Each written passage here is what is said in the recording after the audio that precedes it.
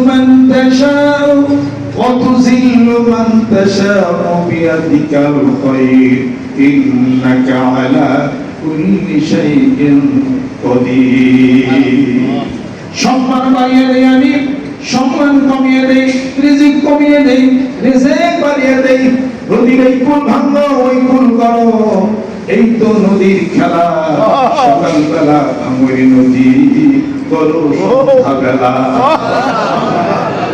আরে ভাঙা মারা মালিক আমি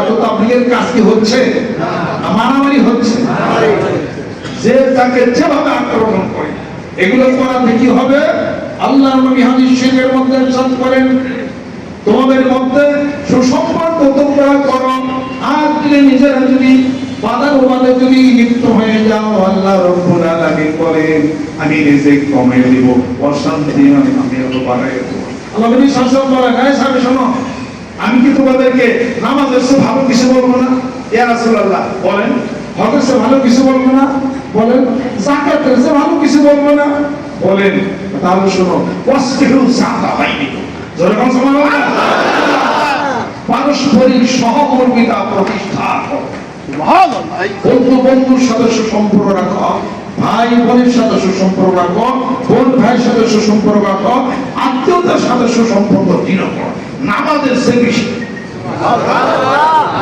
হজের চেয়ে বেশি যাকাতের চেয়ে বেশি যখন কাছে ভাগের পরিবেশ আল্লাহ বলতো কাজ মানে কি কাজ মানে অনেক কিছু আমরা তো মনে করি যে অনেক কিছু লেবাস লেবাস মানে কি লেবাস অর্থ কি কাজ মানে কি সহকর্মীর অর্থ কি এরপরে লেবাস কি পোশাক একটা লেবাস তাই না পোশাক লেবাস না ধরে বল লেবাস কিনা টুপি লেবাস কিনা পাঞ্জাবি লেবাস কিনা অর্থ তো জানতে হবে কোরআনুল কারীমে অর্থ তো বুঝতে হবে কোনটার সাথে কোনটার হিসাব পত্র কি তাহলে এইটাই হলো লেবাস তাই না হুন্না লিবাসুল লাকুম ওয়া আনতুম লিবাসুল লাহুম আল্লাহ পাক বলেছেন স্বামী স্ত্রীর পোশাক স্ত্রী স্বামীর পোশাক এই পোশাক অর্থ এই লেবাস অর্থ কি এই লেবাস অর্থ পাঞ্জাবি না এটা আবরণ এটা একজন আরেকজনের আবরু একজন আরেকজনের পর্দা একজন আরেকজনের লেবাস যেরকম সুবহানাল্লাহ আপনি কথা জবান এই জিহ্বা এটা হলো লেবাস পোশাক আপনার দেহের সৌন্দর্যের পোশাক আপনার দাঁত আপনি পরনের কাপড় পরেন এটাও পোশাক কথা বলবেন ওটাও পোশাক আচরণ করবেন এটাও পোশাক মানুষ বলবেন মুখের বেড়া ঠিক নাই বেড়া কি বাড়ির পোশাক না বেড়া যদি না দেন বাড়িতে তো দেখবে মানুষ তাহলে বেড়া বাড়ির পোশাক হয়েছে না মুখের ভাষা এটাও পোশাক কথা এটাও পোশাক আচরণ এটাও পোশাক বড় আলেম হওয়া এক জিনিস জাননেওয়ালা হয়েছে আলেম হয়েছেন আমলদার হন না ইলম যদি না থাকে আমলে পানি পাবেন আমাদের ইলম এত নাই আমল করতেছি ইলম যদি না থাকে আমলে পানি পাওয়া যাবে আমল যদি কম থাকে খুলুসিয়াতে পানি পাওয়া যাবে খুলুসিয়াত কম থাকলে তাকওয়াতে পানি পাবে তাকওয়া কম থাকলে মানুষ সব বন্ধুত্বের কারণে পানি পাবে সুবহানাল্লাহ কোন মানুষ সাদিকিন আর মানুষের তো বন্ধুত্ব করো সোহবত ইখতিয়ার করো সোহবত ইখতিয়ারের কারণে ওই লোকটার সাথে বন্ধুত্ব রাখার কারণে সে জান্নাতি হয়ে যাবে যেরকম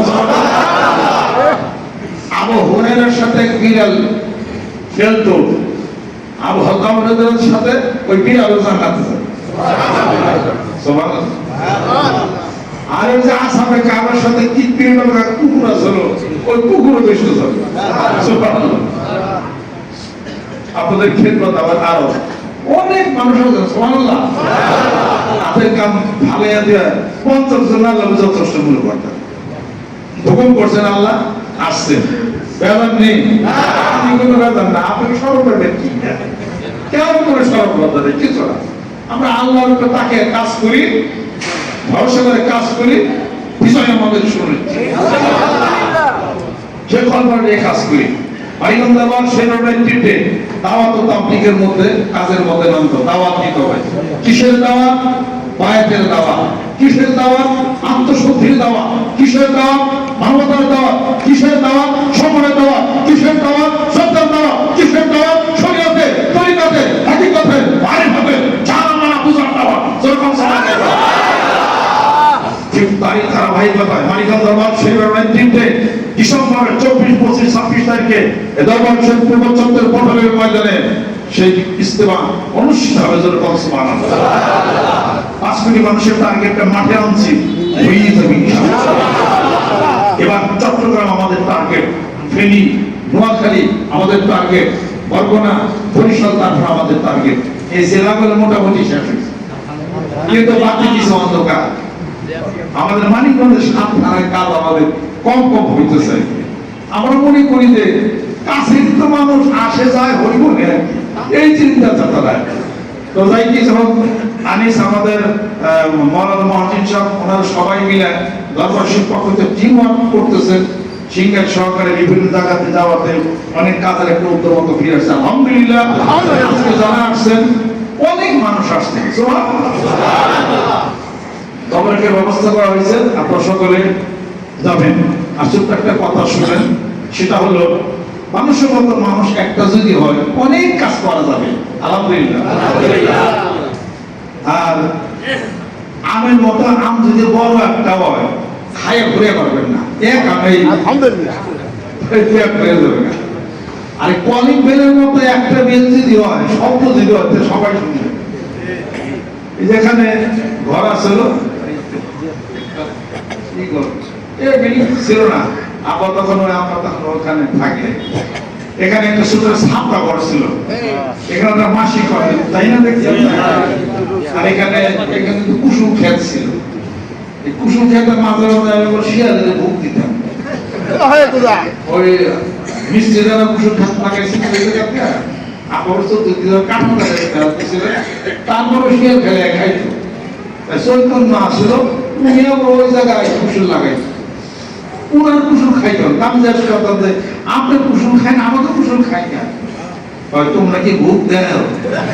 ভোগ দিন কারে শিয়াল মামা এমন তো পাই ওরা ঠাইগুলো বাইরে আনি ওদের মামা আমার 2 মামা আছে, তা হইলো শিয়াল মামা কম লাগে। ভোগ কেমনি সন্ধ্যার পরে পরে ওই ক্ষেত্রে হলে শিয়াল ঘরে যায়, ওই কুর্সির মধ্যে ওই কলা ঝুলে রাখবা আর পরিবারে হিয়াল মামা এই কুশুলা খায়ও না, তোমার বুক দিয়া খা। আর আমি আপনার কাছে কইছি আব্বা একই পাইছি, চৈতন্য ওই খেতে খেতে কুসুর খায় না, এই আমার খেতে কুসুর খাইবে না, একটা জিনিস যদি করণ যায় কি করবো কর এটা। আমি আবার ভুগতাম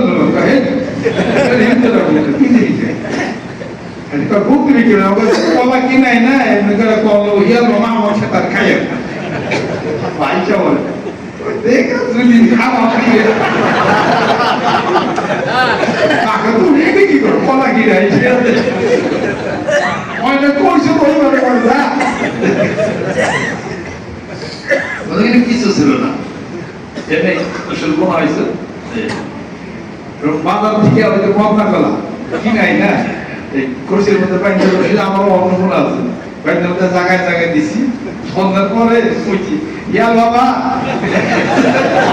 কলা দিয়ে গেলাম, ভোগ দিলাম, আর বলে যে খাই ওটা যদি পুরো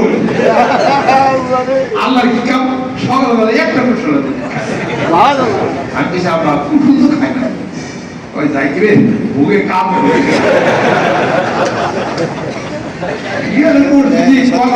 খাইয়া আবার তারপর দিন আবার কুসুম আজকে তো কুসুম খেয়া খাইছি, তাহলে কি করি আমি তো বারবার কলা কিনা কিরকম খাইছে। এই থেকে আপনারা বসে আছেন, হ্যাঁ কলিং বেলের মধ্যে একটা কলিং বেল হলে সব চেনা যাবে। এখানে হলো বসা আছে, একটা চেয়ার আছে, মাঝে মাঝে এই সাক্ষাতের জন্য এই জায়গায় মানুষজন আসে, ছাত্র আসে, কলেজের প্রফেসর আসে, বিভিন্ন লোকজন আসে, আপাতত বয়ান করে নাকি পরে এমন সব কথা বলতে বলতে আমার দেরি হয়েছে, খাবার টাইম জায়গা শেষে কইছি আর তুই আমি আসলে তুই আমি একটা কলিং এনে দিয়েছে আমার মাথার উপরে এই দিলে পরে তেলের ভিতরে আমার মা রে কইছে আমার যখন দেরি হয় তখন কলিং কি ভিডিও তেল আমার মন হইব তেল আমি কথাবার্তা একটা খাই পারবো ঠিক আছে কলিং বেল লাগিয়ে আমার ঘরে কলিং বেলের সুইচ দিছে আর এতে একটা কলিং বেল দিছে তুই আমি ইয়ে থেকে বাজার যে কিনছিল ওই যে জেলখানাতে কলিং বেল পাই না ওয়ার থেকে কিনছে আমাদের বটে ঠিক তার মাথার কলিং বেল দেখো জলদি একটু জোরে বাজাই না তার কেউ জানে মা তো জানে যেমন সব কলেজের প্রফেসর আছে আর কিছু গণ্যমান্য লোক আসছে ওনারা পয়সা আপই সাহিত্যিক জানে কি সমস্ত নিগুর কথা কইতে হবে আমি ওর পাশে খালিয়া বাধা দিয়ে এমন শুধু খাওয়ার সবাই জায়গা মারাতে কই তুমি কলিং বেল দিও মা যে করছি কলিং বেল দিয়েছে তো দিতে যাই কথা ধরনে এত শব্দ এমন শব্দ করছে না আমি তো কান্নাতে ফাল দেখেছি প্রফেসর আছে দুটো ফাল দেখে কত খালিয়া এরা রাস্তা দৌড় শুরু করছে কি হইল কেমন একটা ব্যাপার এই কলিং বেল জীবনে এরকম যে এত বিষয় তুলবে বলতে গায়ে বলতে হয় কলিং বেল লাগাইছে কেন আপনি না তুই তো আমি লাগে বলেছে টাক তো আমি পুরা দোকান দিয়েছিল আমি গেছি ভাই আপনাকে ডাকি আমি এত জনকে কলিং বেল পাচ্ছি ওটাই কি যা হয়েছে আপনাদের আপনার দিকে বলি সে কথা করে দৌড়ে গেছে পরের দিন সকালে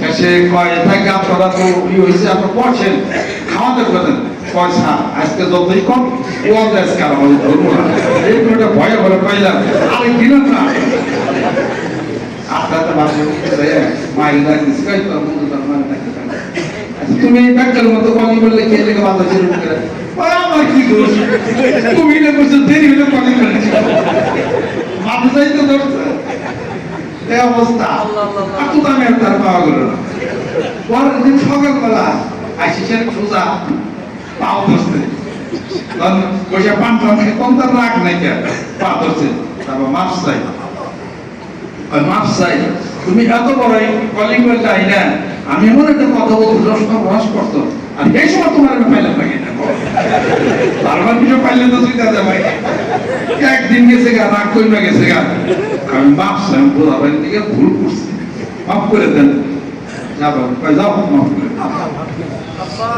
অপরাধ মাফ হয়ে গেছে জীবনে যত দুষ অপরাধ যা কিছু আছে আল্লাহুম্মা ইন্না আলাইয়া হুকুকান কাসীরা ফিমা বাইনি ওয়া বাইনিকা যেরকম সুবহানাল্লাহ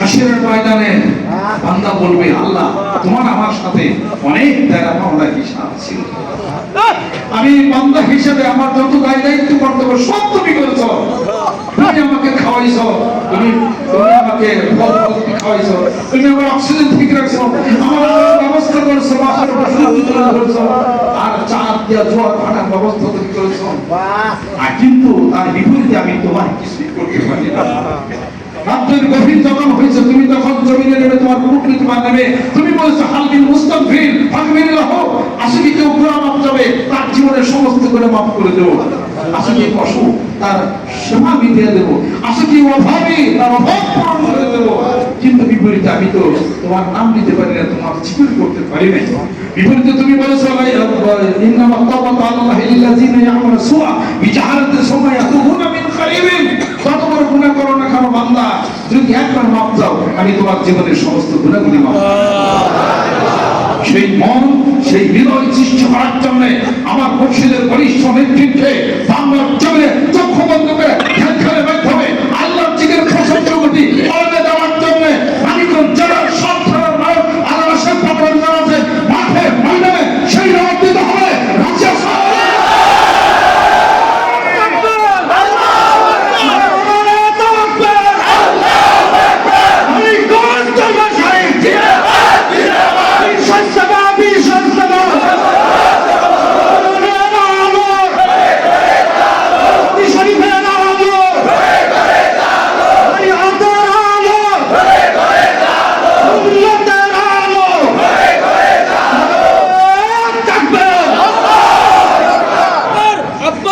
আল্লাহ পাগলেরা মানুষ তৈরির কথা বলছে। সুবহানাল্লাহ। বাংলাদেশের শান্তির কথা বলি, বাংলাদেশের মধ্যে মানুষ না থাকলে বাংলাদেশ থেকে কেমনে করে? কথা ঠিক করে বলে। দুপুর হয়ে গেছে, খাওয়ার সময়, অনেক ওষুধ খাওয়ার সময়, আমারও সময় কম। সংক্ষিপ্ত একটি কথা বলে আমি শেষ করবো ইনশাআল্লাহ তাআলা। সারা বাংলাদেশে মানুষ না থাকলে বাংলাদেশ নাম কেমনি করা হয়? কথা ঠিক কিনা? মানুষ না থাকলে বাংলাদেশ নাম কেমন করা হয়? মানুষকে মানুষ করার জন্য মানুষের কাছে আল্লাহ পাক মানুষকেই পাঠিয়েছেন। আজকে দেখেন কয়েক বছরের মঞ্চের টেবিলের মধ্যে দেশের উন্নতি, ভাগ্যের উন্নতি, এত কিছুর উন্নতির কথা বলি। দেশ করি, দেশ ধনী বানাইতে হবে, মিল কারখানা সবকিছু করতে হবে, এত বক্তব্য দিতে দিতে জীবনটাকে শেষ করে বহু নেতা কর্মী কবরে চলে গেছে। কথা ঠিক কিনা? এত কথা মানুষকে বলে, আপনি আপনার নিজের কথা চিন্তা করেন, আপনার মুক্তির কথা আপনি চিন্তা করেন না, দেশ মুক্তির কথা চিন্তা করেন, মানুষের মুক্তির কথা চিন্তা করেন, নিজের মুক্তির কথা চিন্তা করেন না। আল্লাহ রাব্বুল আলামিন পবিত্র কালামে পাকের মধ্যে ঘোষণা করেন, কু আনফুসাকুম ওয়া আহলিকুম নার। তুমি তোমার নিজের চিন্তা করো, তোমার পরিবারকে বাঁচাও। তোমার নিজের কথা চিন্তা করো, তোমার নিজের কথা, নিজের জীবনের হিসাব করো। এই জীবন থেকে কত বছর, কতটা দিন তোমার চলে গেল, তোমার সামনে আর কয়দিন আছে? তুমি দেশটা ভাবো, তুমি মানুষটা ভাবো, তোমার নিজেরটা নিয়ে ভাবো। দেশের কথা ভাবতে ভাবতে বহু নেতা কর্মীরা মসজিদের মধ্যে আউযুবিল্লাহি বিসমিল্লাহি পড়ে। দেশের কথা ভাবতে ভাবতে কবরে চলে গেছে কিনা? কবরে যা ফেরেশতারা দেশের কথা জিজ্ঞাসা করবে না, কোন বিলের কথা জিজ্ঞাসা করবে না, কোন নদী শাসনের কথা জিজ্ঞাসা করবে না, ফেরেশতারা জিজ্ঞাসা করবে তোমার নবীকে, তোমার দিন কি, আর তোমার নবীকে, তোমার দিন কি, আর তোমার রবকে, তোমার দিন কি, তোমার নবীকে। আমার রব উত্তর যে দিবে কঠিন আছে। বিয়ের পাশে প্রশ্ন নাই, বিয়ের পাশের প্রশ্ন ব্রেনটা মুখস্থ করতে হয়, আয় পাশের প্রশ্ন ব্রেনটা মুখস্থ করতে হয়। এটা আমরা আল্লাহর প্রশ্ন মুখস্থ করছি, মেডিসিন করছি, মেডিসিন ল, নিগোশিয়েশন, জেসো, কমিশন, সেন্সরেটা, টাইপোটা, জেডিশন, তারপরে রিপিটিশন, এগুলো আমরা করতে কিছু আমাদের মনে আছে। আমাদের এভাবে ব্রেন দিয়া মাত্র প্রকার তোমার রবকে এই কথার উত্তর দিতে গেলে অবশ্যই অন্তরের মধ্যে, কলমের মধ্যে